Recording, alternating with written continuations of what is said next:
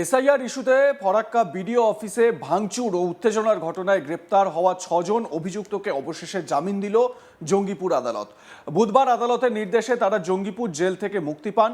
Jail থেকে বেরোনোর সঙ্গে সঙ্গেই তৃণমূল কংগ্রেসের পক্ষ থেকে ফুলের মালা পরিয়ে তাদের সংবর্ধনা জানানো হয়। ঘটনাটি বুধবার রাতের। জানা গেছে, সম্প্রতি এসআইআর ইস্যুকে কেন্দ্র করে মুর্শিদাবাদের ফারাক্কা বিডিও অফিসে ভাঙচুরের ঘটনা ঘটে।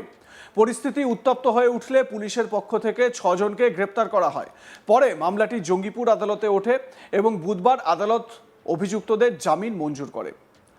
জেল থেকে মুক্তির সময় সেখানে উপস্থিত ছিলেন ফারাক্কা ব্লক তৃণমূল কংগ্রেসের বিশেষ অবজারভার তথা বিধায়ক কাউসার আলী, বিধায়কের দাদা কাউসার আলী, বিধায়কের ছায়াসঙ্গী ও তৃণমূল শ্রমিক সংগঠন আইএনটিটিইউসির ব্লক সভাপতি অরুণময় দাস, তৃণমূল কংগ্রেস নেতা বাবলু ঘোষ সহ ফারাক্কা ব্লক তৃণমূল কংগ্রেসের একাধিক নেতাকর্মী।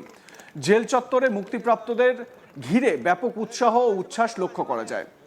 মুক্তিপ্রাপ্ত তৃণমূল কর্মী তারিকুল ইসলাম মুক্তির পর কি বলছেন শোনাবো। এসআইআরের যে মানুষদের হয়রানির যে অনেক প্রতিবাদমূলক যে অর্ধেক মানুষেরই নাম বাদ হয়ে যাচ্ছে, দ্বিতীয়বার তৃতীয়বার হিয়ারিংয়ে ডাকছে, যে মানুষ হয়রানি হচ্ছে, তার প্রতিবাদে গিয়েছিলাম। মানুষের জন্য, সর্বসাধারণ মানুষের জন্য। তাতে আমার এমএলএ সাহেবের, বিধায়ক মনিরুল ইসলাম সাহেবের বড় দাদা কাউসার সাহেব আছেন, আমার আইএনটিসি সভাপতি অরুণময় দাস আছেন, আমার জেলা পরিষদে মুর্শিদাবাদ সংখ্যালঘু সেলের সহসভাপতি বারিউল ইসলাম আছেন, খাদ্য কর্মদক্ষের প্রতিনিধি বাবলুদা আছে, আমাদের ফারাক্কা ব্লকের ছাত্র সংগঠনের নেতা রাখা বিশ্বরাজ ইসলাম তেজা অনেকেই আছে। ফারাক্কা ব্লক নেতৃত্ব আমাদের সাথে টোটাল জড়িয়ে আছে। জেল থেকে মুক্তি পাওয়া আরেক তৃণমূল কর্মী তিনি কি বলছেন শুনে নিন।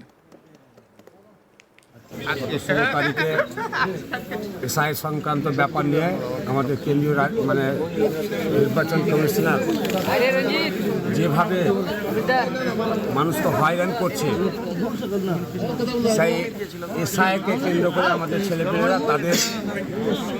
আমাদের তথা বাংলাভাষী সকলের যে মৌলিক অধিকার, সেই অধিকারগুলোকে খর্ব করার চেষ্টা করছে আমাদের কেন্দ্রীয় নির্বাচন কমিশনার। তারই প্রতিবাদ করতে গিয়ে আজকে আমাদের ছেলেরা পুলিশের হাতে অ্যারেস্ট হয়। আজকে আমরা তাদের বেল করাতে পেরেছি, আইনগতভাবে বেল হয়েছে। তাই আমাদের সামনে দেখান, আমাদের যে দলীয় কর্মী নেতা, তাদেরকে আমি বলবো, মানুষের স্বার্থে যে লড়াই করতে গিয়ে তোমাদের ভেতরে জেলখানায় হয়তো 6 দিন থাকতে হলো, এটা তোমাদের একটা বীরত্বর পরিচয়। মানুষের স্বার্থ রক্ষা করতে গিয়ে আমাকে জেল খাটতে হয়েছে। এতে আপনারা খুশি? আমরা টোটাল নেতৃত্ব খুশি। আমাদের এসআইআরের ব্যাপারে যারা হয়রানি হচ্ছে তারা শুনেও সকলেই খুশি আছে, আমরা তো সভাপতি খুশি হবই। মুক্তির পর ফুলের মালা পরিয়ে সংবর্ধনার ঘটনাকে ঘিরে রাজনৈতিক মহলে শুরু হয়েছে চর্চা। এই ঘটনায় শাসক দলের বিরুদ্ধে সরব হয়েছে বিজেপি নেতা আয়ানুস, স্থানীয় বিজেপি নেতা, তিনি কি অভিযোগ করছেন শুনে নিন। আপনারা সবাই জানেন যে বিধায়ক এসআইআর সংক্রান্ত বিষয় নিয়ে নির্বাচন কমিশনের ওপরে অনেক রকম কথাবার্তা বলেছেন। ওনাকে কোমর ভেঙে দেবেন, জ্বালিয়ে দেবেন, গোটা ফারাক্কায় আগুন জ্বলবে, এই সমস্ত বিষয় নিয়ে অনেক কথাবার্তা উনি বলেছেন। তারপরও যেদিন উনি ওনার নেতৃত্বে ব্লকে গিয়ে হাঙ্গামা করেন এবং অফিসে ভাঙচুর করেন, চেয়ার ছুঁড়ে নির্বাচন কমিশনের আধিকারিকদের মারা হয় ছুঁড়ে, এই সমস্ত বিষয় নিয়ে যারা অ্যারেস্ট হয়েছিল বা যাদের নামে কমপ্লেন হয়েছিল, কমপ্লেন তো আর নির্বাচন কমিশনের নির্দেশেই ডিএম এবং এসপি সাহেব ফারাক্কা থানায় বলেছিলেন কমপ্লেন করতে, তার ভিত্তিতেই বিডিও সাহেব কমপ্লেন করেন। বিডিও সাহেব প্রথমত চিনতে অস্বীকার করেন ফারাক্কার বিধায়ককে। উনি বলেন নাকি উনি চেনেন না, উনি ছিলেন না, পাশের ঘরে ছিলেন। ফুটেজ দেখানো হচ্ছে, তারপরে উনি বিধায়ককে চিনতে পারেন না।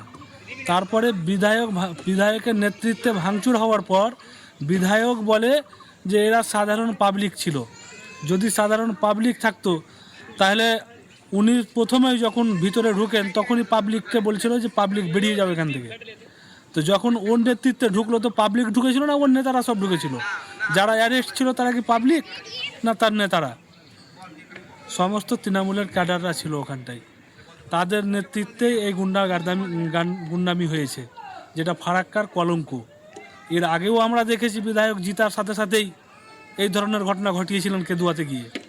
তো আমরা ফারাক্কার মানুষ, শান্তিপ্রিয় মানুষ, আমরা একটা সুষ্ঠু এবং ভালো বিধায়ক চেয়েছিলাম, কিন্তু আমরা এই বিধায়ককে পেয়েছি, গুন্ডা বিধায়ক পেয়েছি। ইনি শামশেরগঞ্জকে বিগত দিনে অতীতে জ্বালিয়ে এসেছে, এখন ফারাক্কাকেও চক্রান্ত করে জ্বালানোর একটা প্রচেষ্টা করছেন। তো এটা শামশেরগঞ্জ নয়, এটা বিধায়ক সাহেবকে মাথায় ঢুকে নিতে হবে। এটা ফারাক্কা বিধানসভা, ফারাক্কা বিধানসভার মানুষ সবাই আমরা একসঙ্গে বসবাস করি। এখানে কোনো উন্মত্ত লোকের বসবাস হবে না এবং তাকে স্থায়ীভাবে বিধায়কও থাকতে পারবে না। যদিও তৃণমূল কংগ্রেসের দাবি এসআইআর ইস্যুতে এই আন্দোলন ছিল জনরোষের বহিঃপ্রকাশ, আর সেই কারণেই এমন পরিস্থিতির সৃষ্টি হয়েছিল। আইএনটিটিইউসি ব্লক সভাপতি অরুণময় দাস কি বলেছেন এই প্রসঙ্গে শোনাবো। আমাদের দলের সৈনিক আর কি আমাদের বিডিও অফিসে এসআইআর নিয়ে হয়রানি এবং নিত্য নতুন নিয়ম যুক্ত করে, যেটা অন্যান্য রাজ্যে যে এসআইআর হচ্ছে তার সঙ্গে পশ্চিমবাংলার যে এসআইআর করছে তার মধ্যে আকাশ পাতাল পার্থক্য আমরা দেখছি। যে নতুন করে অ্যাডমিট কার্ড বাতিল করে দেওয়া হলো, মাধ্যমিকের অ্যাডমিট কার্ড চলবে না। তারপরে লজিক্যাল ডিসক্রিপেন্সি, যেটা অন্য জায়গায় নেই কিন্তু পশ্চিমবাংলায় এই লজিক্যাল ডিসক্রিপেন্সি যুক্ত করে দেওয়া হলো। এবং এই অজুহাতে হাজার হাজার লক্ষ লক্ষ মানুষকে বিডিও অফিসে ডেকে ফারাক্কা প্রায় 25 কিলোমিটার পূর্ব পশ্চিমে, 25 কিলোমিটার উত্তর দক্ষিণে, মানে 625 বর্গ কিলোমিটার এলাকার একটা বিধানসভার মানুষ, তাদেরকে 25 কিলোমিটার দূর থেকে বৃদ্ধ, বিকলাঙ্গ, এই সমস্ত বাচ্চা কোলে করে মায়েরা 10টার সময় আসছে, সন্ধ্যা 6টা 7টা পর্যন্ত খেয়ে না খেয়ে, মানে হয়রানির নাজেহালের শেষ নাই। তো আমাদের বিধায়কের নেতৃত্বে এরা গেছিল আর কি সেদিন আন্দোলন করতে। কিছু অনভিপ্রেত ঘটনা সেদিন ঘটেছে, যেটা হয়তো না ঘটলেই ভালো হতো।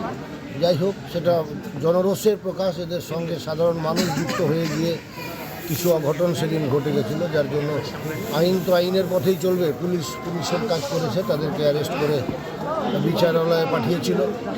আজ বিচারপতির তাদের মানে অপরাধের মাত্রা অনুযায়ী আজকে তাদের জামিন মঞ্জুর করেছে। আমরা আইন ব্যবস্থার প্রতি সম্মান রাখছি, শ্রদ্ধা রাখছি। আইনের পথে চলবে। আপনাদের মতামত জানাতে ভুলবেন না। দেখতে থাকুন আজ তাক বাংলা। সাবস্ক্রাইব করুন আমাদের ইউটিউব চ্যানেলটি, বেল আইকন প্রেস করুন নোটিফিকেশন পেতে।